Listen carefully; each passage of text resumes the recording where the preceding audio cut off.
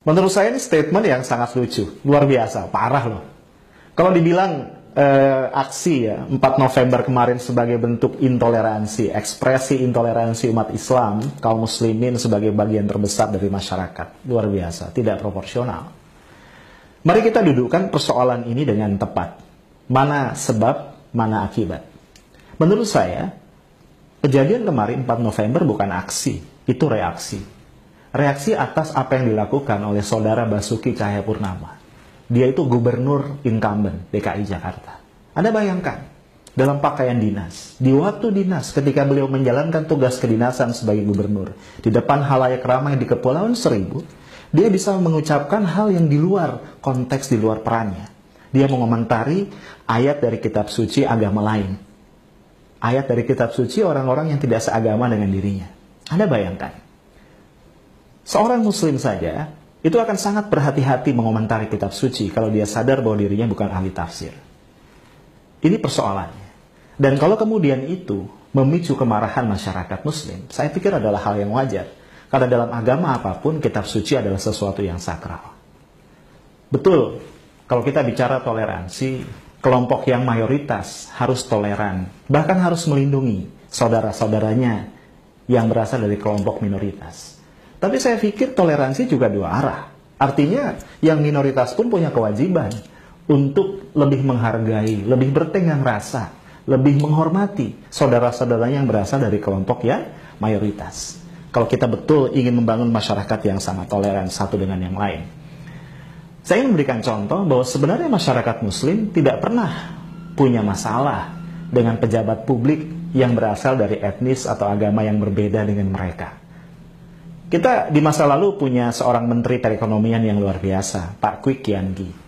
Masyarakat muslim menerima dia, menghormatinya. Demikian pula kita punya Ibu Mari Elka Pangestu yang pernah menjadi Menteri Perdagangan, kemudian Menteri Pariwisata dan Ekonomi Kreatif. Apakah ada masalah? Tidak. Karena dua orang ini adalah selain profesional, mereka menunjukkan kualitas kenegarawanan yang luar biasa. Mereka stick dengan peran dan tugas mereka sebagai menteri, mengomentari sesuatu dalam batas-batas profesionalismenya dan tidak pernah menyinggung kelompok masyarakat manapun. Jadi kembali menurut saya, berbicara tentang toleransi, kita harus berbicara dua arah. Kita tidak boleh meminta satu kelompok untuk toleran, sementara mereka menghadapi intoleransi. Singkat kata, bertoleransi terhadap perbuatan yang intoleran menurut saya tidak masuk akal.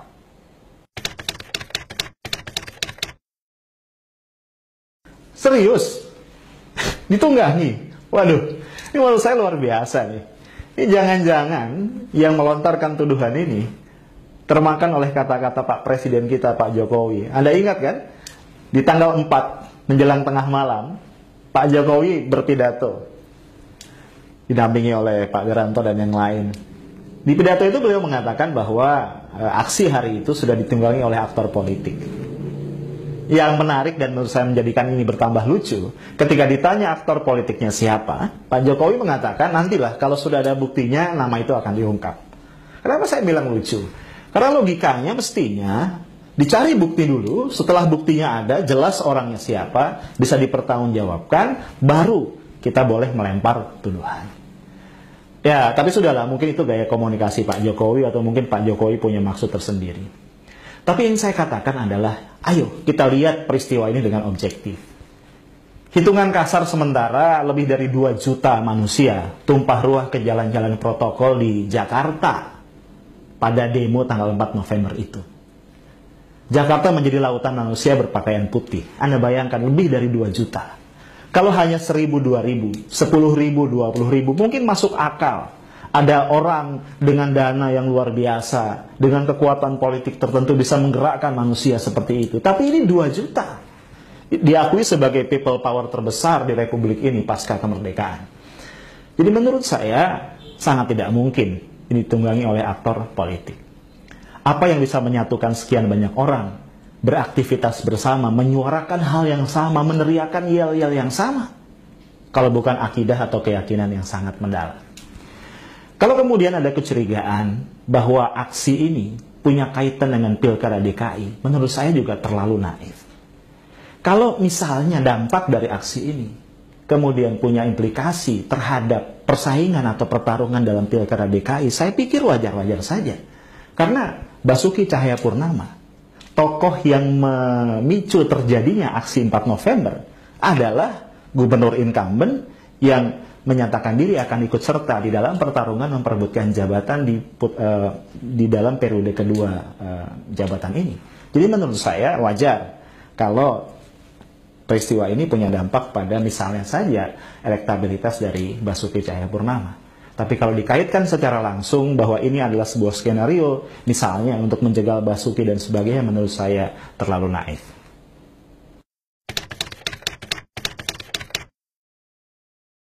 Saya 100% tidak setuju kalau dikatakan bahwa ucapan Basuki Cahayapurnama di Kepulauan Seribu yang memicu masalah ini adalah slip of tongue atau sekedar keseleo lidah. Tidak setuju. Kenapa demikian? Karena menurut saya, sebagai seorang pejabat publik, dia bukan orang baru, dia terbiasa bicara di depan publik. Dan ini bukan pertama kali dia mengatakan hal serupa ini. Anda bayangkan.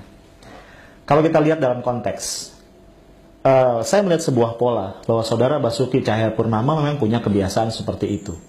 Sebelumnya beliau pernah bicara misalnya, ya, dia katakan, siapapun kalau salah, gue lawan. Bahkan Tuhan pun kalau salah, gue lawan. Ini Anda bayangkan luar biasa.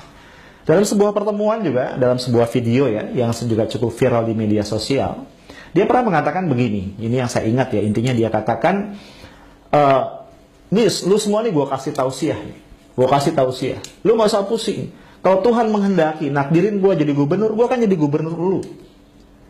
Anda bayangkan, tausiah itu sebuah terminologi yang khas. Umat Islam paham yang namanya tausiah adalah semacam ceramah atau khutbah atau nasihat yang diberikan oleh pemuka agama kepada umatnya. Tapi kemudian Basuki menggunakannya dalam konteks seperti itu. Bahkan Basuki juga dalam sebuah video yang juga viral itu bisa bercanda dengan cukup vulgar mengenai keyakinan agamanya sendiri. Jadi menurut saya ada sebuah pattern. Saya tidak tahu apakah ini sekedar kebiasaan buruk dari seorang pejabat publik atau Basuki punya rencana tersendiri dengan apa yang biasa dia lakukan tersebut. Tapi yang jelas, kalau dikatakan ini sekedar keseleo lidah, saya rasa tidak mungkin. Kalau perkara dia sudah minta maaf, permintaan maaf ini perlu kita lihat dalam konteks. Pertama, beliau mengatakan begini, kurang lebih, kalau saya dianggap menyinggung perasaan umat Islam, maka saya minta maaf. Kemudian juga dia menambahkan keterangan, tidak mungkin saya menistakan agama. Karena kalau saya lakukan itu, saya tidak akan dapat suara dalam pemilu kada. Nah, saya pikir orang tidak perlu cerdas-cerdas amat untuk menangkap bahwa statement ini bukan permintaan maaf yang tulus. Ini permintaan maaf yang punya maksud tersendiri. Kemudian juga, katakan permintaan maafnya tulus. Ini bukan persoalan pribadi. Penistaan agama adalah delik umum, bukan delik aduan. Artinya, polisi, aparat negara, aparat keamanan perlu melakukan penyelidikan dan penyidikan sampai dengan penuntutan, sampai tuntas, walaupun tidak ada orang yang mengadukan peristiwa ini. Jadi permohonan maaf adalah satu hal, tapi melanjutkan proses hukum sampai selesai adalah hal yang lain yang tidak boleh dicampur adukan. Oke, ini memang bisa masuk ke area perdebatan yang tidak ada ujungnya. Apakah kata Aulia di surat Al-Maidah 51 itu multitafsir? Sebagai seorang muslim secara pribadi, menurut saya tidak. Saya yakin bahwa Aulia di dalam konteks ayat Al-Maidah itu jelas bicara tentang tidak bolehnya kita memilih pemimpin yang tidak seakidah, tidak seagama dengan kita. Namun katakan, kalaupun betul kata Aulia di dalam ayat tadi multitafsir, menurut saya, biarkanlah umat Islam menyelesaikannya sendiri. Sangat tidak patut ketika ada seorang pejabat publik yang memiliki keyakinan dan agama yang berbeda, kemudian mengomentari itu. Di luar konteks, sama sekali di luar konteks peran dan tugasnya sebagai seorang pejabat publik. Apalagi itu dikatakan dalam sebuah forum terbuka ketika dia melaksanakan tugas sehari-harinya sebagai gubernur. Jadi persoalannya bukan pada Aulia itu multitafsir atau tidak. Persoalannya adalah pada ketidakpatutan perilaku dari seorang pejabat publik yang sudah mengomentari keyakinan orang lain, mengomentari tafsir atau mengomentari ayat suci dari kitab suci yang bukan kitab suci agamanya. Itu inti persoalannya.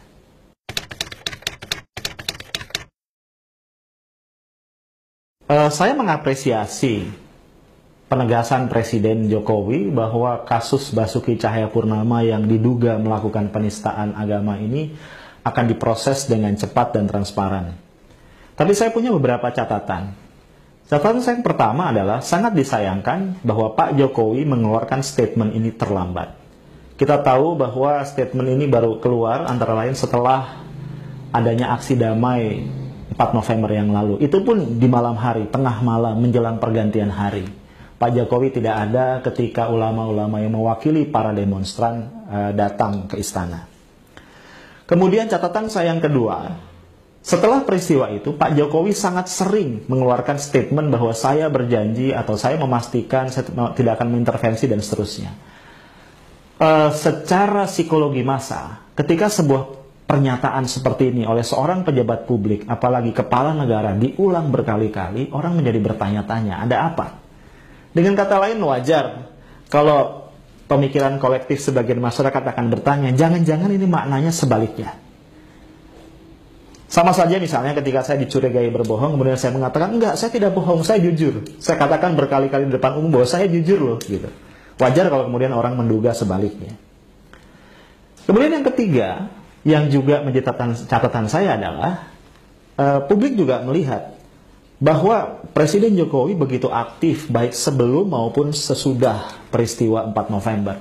Sebelum 4 November, beliau memanggil pimpinan MUI, beliau memanggil juga pimpinan dari Nahdlatul Ulama dan Muhammadiyah sebagai dua ormas Islam terbesar di Indonesia.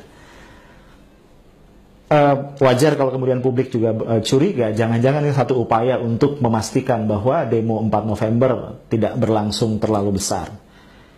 Yang juga menarik, pasca 4 November, Presiden kembali melakukan manuver. Kalau sebelumnya beliau mengundang, sekarang beliau mendatangi pimpinan dari ormas-ormas Islam tersebut, Nahdlatul Ulama dan juga Muhammadiyah. Dan setelah itu di hari berikutnya beliau mengumpulkan pimpinan dari ormas-ormas Islam yang lain. Publik akan bertanya-tanya, ada apa? Kenapa Presiden menjadi begitu aktif? Padahal ketika demo terjadi, perwakilan demonstran, para ulama ya, ingin datang kepada beliau, beliau tidak ada di istana. Jadi ingin saya katakan, janji Presiden kita apresiasi, tapi rakyat, publik, kaum muslimin itu cerdas. Mereka ingin melihat apakah janji itu dibuktikan di lapangan oleh para pembantu Presiden, dalam hal ini adalah para penegak hukum.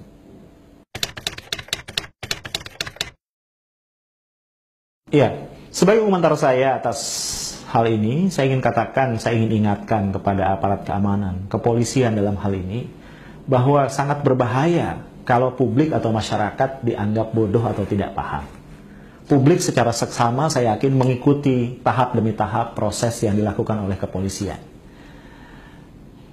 Kalau sampai Saudara Basuki Cahayapurnama dinyatakan tidak bersalah, dan polisi gagal meyakinkan masyarakat bahwa prosesnya sudah dilakukan secara profesional, saya yakin ini akan mengundang kekecewaan berikutnya, dan masyarakat akan kembali bergerak.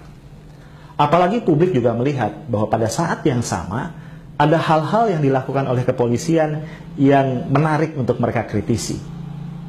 Sebagai contoh misalnya, kepolisian cukup bersemangat untuk memperkarakan Buniani yang mengupload video rekaman Kepulauan Seribu itu ke dunia maya. Entah kenapa, nampaknya polisi sangat bergairah untuk itu. Padahal di dalam pandangan sebagian besar masyarakat, ini bukan sebuah kesalahan, karena yang diupload oleh Buniani adalah apa yang sudah ada di dalam website resmi Pemprov DKI. Kemudian juga kita melihat bagaimana misalnya pasca 4 November, polisi dengan penuh semangat di tengah malam buta menciduk beberapa pengurus inti dari HMI yang dituduh menjadi salah satu pemicu dari kericuhan ketika tanggal 4 November itu hari menjelang malam. Kemudian juga setelah itu kita juga mendengar bagaimana polisi menyatakan akan menelusuri aliran dana yang masuk ke GNPF, Gerakan Nasional Pengawal Fatwa MUI.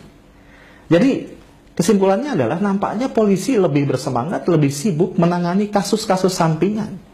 Sementara Saudara Basuki yang dalam pandangan sebagian besar publik nyatanya tak bersalah melakukan penistaan agama, tidak diproses dengan cukup bersungguh-sungguh. Sekali lagi, saya ingin mengingatkan, kepolisian perlu berhati-hati.